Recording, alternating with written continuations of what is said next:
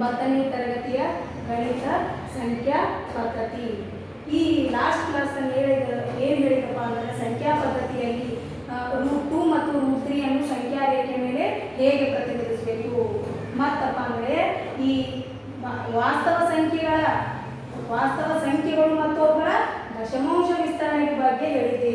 ಏನಪ್ಪ ಈ ವಾಸ್ತವ ಸಂಖ್ಯೆಗಳು ಮತ್ತು ಅವುಗಳ ದಶಮಾಂಶ ವಿಸ್ತರಣೆ ಹೇಗದಪ್ಪ ಅಂತಂದರೆ ಅಂತ್ಯಗೊಳ್ಳುವ ಅಥವಾ ಅಂತ್ಯಗೊಳ್ಳದ ಆವರ್ತವಾಗುವ ದಶಮಾಂಶ ವಿಸ್ತರಣೆ ಹೊಂದಿರತಕ್ಕಂಥ ಸಂಖ್ಯೆಗಳಿಗೆ ಏನನ್ಬೇಕ್ರಿ ಭಾಗಲಬ್ಧ ಸಂಖ್ಯೆಗಳು.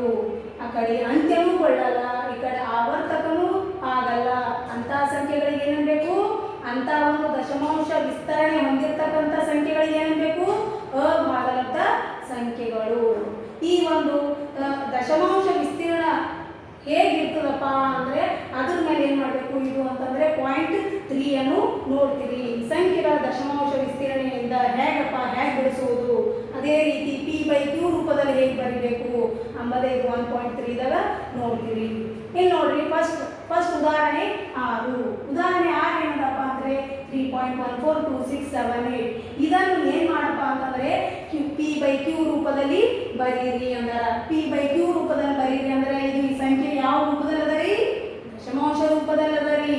ಇದನ್ನೇನು ಮಾಡಬೇಕು p/q ರೂಪದಲ್ಲಿ ವ್ಯಕ್ತಪಡಿಸಬೇಕು. ಹೇಗೆ ನೋಡ್ರಿ 3.142678 ಇದೇನು ಮಾಡಬೇಕಪ್ಪ ಅಂತಂದರೆ ಇದಕ್ಕ ಮೊದಲ ನೀವೇನು ನೋಡಿರಂತಂದ್ರೆ p/q ರೂಪದಲ್ಲಿ ನೀವು ದಶಮಾಂಶ ವಿಸ್ತರಣೆ ನೋಡಿರಿ. ಅದೇ ರೀತಿ ಈಗ ದಶಮಾಂಶ ವಿಸ್ತರಣೆ ಕೊಟ್ಟಾರ ನೀವು ಯಾವ ರೂಪದಲ್ಲಿ ಮಾಡಬೇಕು p/q ರೂಪದಲ್ಲಿ ಮಾಡಬೇಕು. ಯಾವಾಗ p/q ರೂಪದಲ್ಲಿ ಮಾಡಬೇಕು ಅಂತಂದ್ರೆ ಅಲ್ಲಿ ಪಾಯಿಂಟ್ ಇರಬಾರ್ದು. ಈ ಪಾಯಿಂಟ್ ತೆಗೆಸಲಿಕ್ಕೆ ಏನು ಮಾಡಬೇಕಪ್ಪ ಅಂತಂದ್ರೆ ಎಷ್ಟು ಅಂಕಿಗಳ ಪಾಯಿಂಟ್ ಅವರಿ 1 2 3 4 5 6 ಅಂದ್ರೆ ಎಷ್ಟು ಇಂಟು ಮಾಡ್ಬೇಕ್ರಿ 10 ಲಕ್ಷದಿಂದ ಇಂಟು ಮಾಡಬೇಕು. 10 ಲಕ್ಷದಿಂದ ಇಂಟು ಮಾಡಬೇಕು. ಯಾವಾಗ ಅಂಶದಾಗ 10 ಲಕ್ಷದಿಂದ ಇಂಟು ಮಾಡ್ತೀರಿ ಅವಾಗ ಛೇದದಾಗ ಏನು ಮಾಡಬೇಕು 10 ಲಕ್ಷದಿಂದ ಇಂಟು ಮಾಡಬೇಕು. ಇದು ಇಂಟು 6 ಆಗೋದು ಪಾಯಿಂಟ್ ಅದ. ಇದಕ್ಕೆ 10 ಲಕ್ಷದಿಂದ ಇಂಟು ಮಾಡಬೇಕು. ಅವಾಗ ಯಾವಾಗ ಮ್ಯಾಲ 10 ಲಕ್ಷದಿಂದ ಇಂಟು ಮಾಡ್ತೀರಿ ಕೆಳಗೂ 10 ಲಕ್ಷದಿಂದ ಇಂಟು ಮಾಡಬೇಕು ಅಂಶ ಮತ್ತು ಛೇದದಾಗ.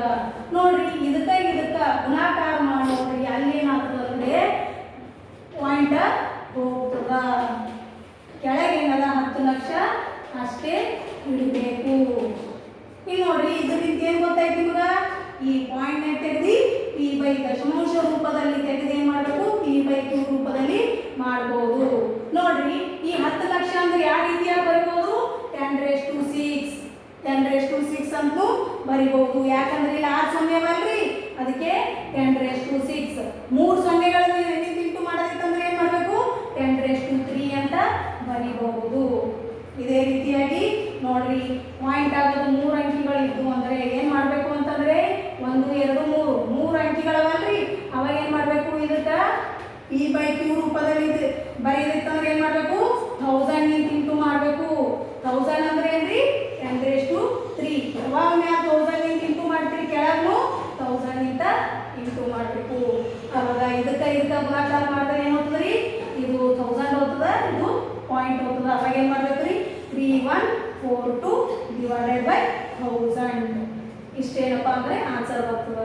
ನಾವು ಪಾಯಿಂಟ್ಗಿಂತ ಮೊದಲು ಎಷ್ಟು ಅಂಕಿಗಳವ ನೋಡಬೇಕು, ಅಷ್ಟರಲ್ಲಿ ಏನು ಮಾಡ್ಕೋಬೇಕು ಇಂಟು ಮಾಡ್ಕೋಬೇಕು. ಯಾವಾಗ ಮ್ಯಾಲೆ ಇಂಟು ಮಾಡ್ಕೋತೀವಿ ಕೆಳಗೂ ಅಷ್ಟೇ ಇಂಟು ಮಾಡ್ಕೋಬೇಕು.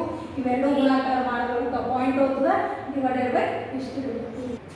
ಈ ಉದಾಹರಣೆ ಮೂಲಕ ಅಭ್ಯಾಸ 1.3 ದಶಮಾಂಶ ರೂಪದಲ್ಲಿ ಬರೆಯಿರಿ. ಇವು ನೋಡ್ರಿ p/q ರೂಪದಲ್ವ ಇವೇನು ಮಾಡಿದಾರ ದಶಮಾಂಶ ರೂಪದಲ್ಲಿ ಬರೆಯಿರಿ ಅಂದಾರ. ಮತ್ತು ಪ್ರತಿಯೊಂದು ಯಾವ ರೀತಿಯ ದಶಮಾಂಶ ವಿಸ್ತರಣೆ ಹೊಂದಿದೆ ತಿಳಿಸಿ. ನಿಮಗೆ ದಶಮಾಂಶ ವಿಸ್ತರಣೆ ಬಗ್ಗೆ ಹೇಳಿ ಏನಪ್ಪ ಅಂದರೆ p/q ರೂಪದಾಗ ಇದ್ದು ದಶಮಾಂಶ ರೂಪದಲ್ಲಿ ಬರ್ದ ಕೆಸಿನ ಏನು ಮಾಡಬೇಕು ಆ ದಶಮಾಂಶ ವಿಸ್ತರಣೆ ಯಾವ ರೂಪದಲ್ಲದ, ಏನು ಅಂತ್ಯಗೊಳ್ತದ ಏನು ಅಂತ್ಯಗೊಳ್ಳದ ಆವರ್ತಕ ಅದನ ಅಂಬುದು ಹೇಳಬೇಕು. ಇಲ್ಲೇನು ಮಾಡಬೇಕು p/q ರೂಪದಲ್ಲದ 36/100.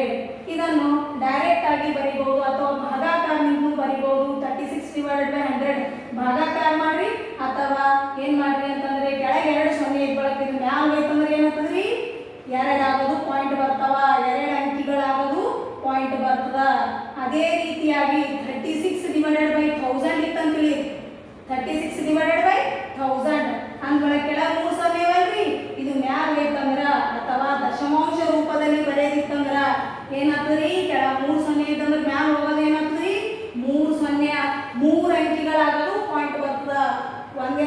36. ಇನ್ನೊಂದು ಏನು ತೊಗೋಬೇಕ್ರಿ 0 ತೊಗೋಬೇಕು. ಒಟ್ಟಿನಾಗ ಏನ್ರಿ ಕೆಳಗ 3 ಸೊನ್ನೆಗಳಿದ್ದು 1000 ಇತ್ತು ಅಥವಾ 1000 ಇತ್ತಂದ್ರೆ ಮ್ಯಾಲ ಹೋಗೋದು ಏನಾಗ್ತದ್ರಿ 3 ಅಂಕಿಗಳಾಗ ಪಾಯಿಂಟ್ ಬರ್ತದ.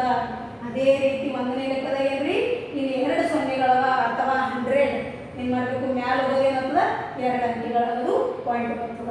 ಅದೇ ರೀತಿಯಾಗಿ 10,000 ಇತ್ತಂದ್ರೆ 4 ಅಂಕಿ ಆಗೋದು ಪಾಯಿಂಟ್ 0.0036 ಇದೆ. ಹೌದಾ? ನೆಕ್ಸ್ಟ್ ಏನದಪ್ಪ ಅಂದ್ರೆ 1/11. ಇದನ್ನು ಈ ಲೆಕ್ಕ ಏನಪ್ಪ ಇದ್ರಂಗೆ ಮಾಡ್ಬೇಕಲ್ಲ, ಏನು ಮಾಡ್ಬೇಕ್ರಿ ಭಾಗಾಕಾರ ಮಾಡಬೇಕು. ಅದರ ಏನು ಮಾಡ್ಬೇಕ್ರಿ ಅದರದ್ದು ದಶಮಾಂಶ ವಿಸ್ತರಣೆಯನ್ನು ಹೇಳಬೇಕು. ನೋಡ್ರಿ ಭಾಗಾಕಾರ ಮಾಡಮ್ರಿ. ಈಗ ನೋಡ್ರಿ ಹೋಗ್ತೇನ್ರಿ ಹೋಗಲ್ಲ, ಪಾಯಿಂಟ್ ಕೊಡ್ತೀರಿ 0 ಕೊಡ್ತೀರಿ, ಈಗಲೂ ಹೋಗಲ್ಲ. ಇನ್ನೊಂದು 0 ಕೊಡ್ತೀರಿ 0 ಕೊಟ್ಬಿಟ್ಟು 0 ಕೊಡ್ತೀರಿ.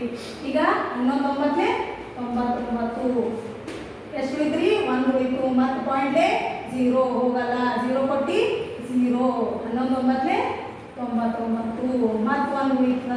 ಮತ್ತೇನು ಮಾಡ್ತೀರಿ ಪಾಯಿಂಟ್ ಕೊಟ್ಟು 0 ತೊಗೊತೀರಿ, ಹೋಗಲ್ಲ.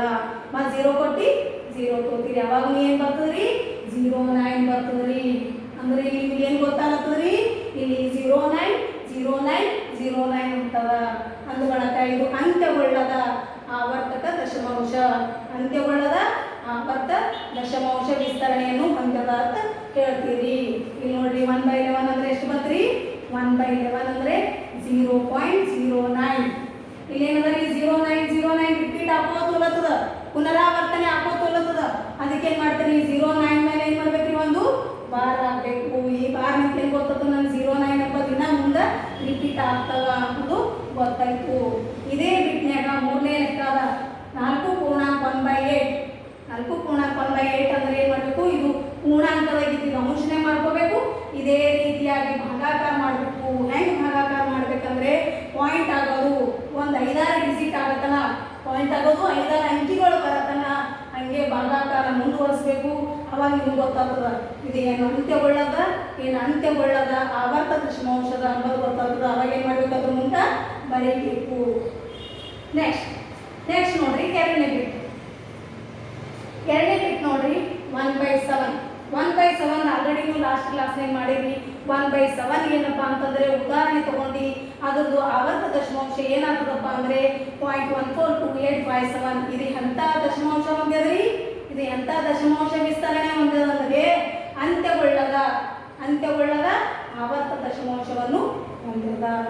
ಅದಕ್ಕೆ ಏನು ಮಾಡಬೇಕು ನೀವು ಇದು ಒಂದು ಪಾಯಿಂಟ್ ತಗೊಂಡು ಏನು ಮಾಡ್ಬೇಕಂದ್ರೆ ದೀರ್ಘ ಭಾಗಾಕಾರವನ್ನು ಮಾಡದೆ ಇದು ಒಂದು 1/7 ಬೆಲೆ ಇಷ್ಟದ ಭಾಗಾಕಾರ ಮಾಡಿದ್ರೆ ಇದು ದಶಮಾಂಶ ವಿಸ್ತರಣೆ ಬತ್ರಿ.